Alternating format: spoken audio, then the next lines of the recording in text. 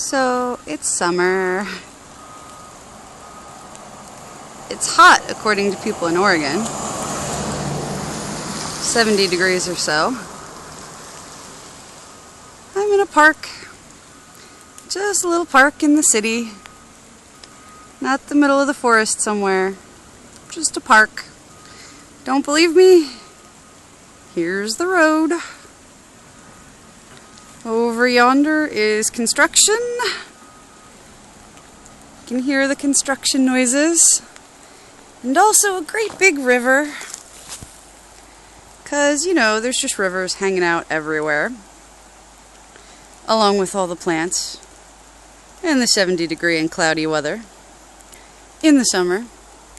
You'd think that would mean that the winters here would be really cold. But everyone says they're super mild. So I'm pretty excited.